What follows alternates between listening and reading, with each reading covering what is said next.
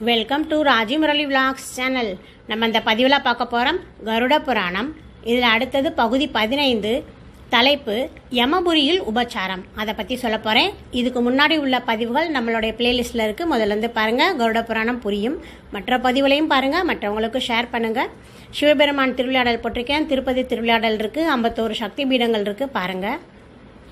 யமபுரியில் உபச்சாரம். ஜெகநாதா, பிண்ட சரீரம் வேறு, கட்டை விரல் அளவுள்ள வாயு சரீரம் வேறா என்பதையும் யமலோகத்தை பற்றியும் விளங்கச் சொல்ல வேண்டும் என்று வினயமாக கேட்டார் வைனதேயர். இறந்தவுடன் அனைவரும் பெறுவது கட்டை விரல் அளவுள்ள வாயு சரீரம். இறந்தவனுக்காக பிண்டம் கொடுத்தால் மட்டுமே கிடைப்பது பிண்ட சரீரம். பிண்ட சரீரத்துடன் ஜீவன் யமபுரி அடையும் போது பிண்ட சரீரம் நீங்கி கட்டை விரல் அளவுள்ள உடலை பெறுகிறது. அது வன்னி மரத்தில் சில காலம் தங்கியிருந்து பிறகு கர்மத்தாலான தேகத்தை பெறுகின்றது. அந்த நிலையில் யம தூதர்கள் அந்த ஜீவனை யமபுரிக்கு அழைத்து செல்வர். அவ்வாறு செல்லும்போது சித்திரகுப்தனின் பட்டணம் வழியாக செல்ல வேண்டும். இந்த பட்டணம் 20 காத தூரம் வழி பரப்பளவு உள்ளது. வைனதேயா, இறந்தவருக்காக உப்பு, பருத்தி, எள், பாத்திரம் ஆகியவற்றை சந்ததியினர் தானம் செய்திருந்தால் யமபுரி கர்ம சரீரத்துக்கு அழகாய் காணப்படும்.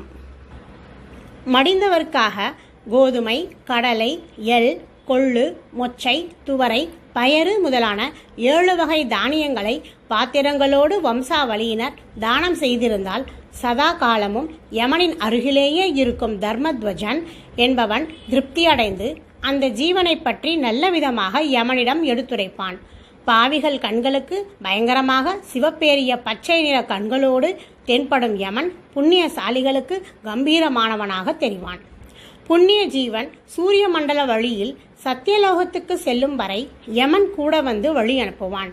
புண்ணிய ஜீவன்கள் தன் சபையில் பிரவேசித்ததும் எழுந்து நின்று முகமன் கூறுவான் யமதர்மன்.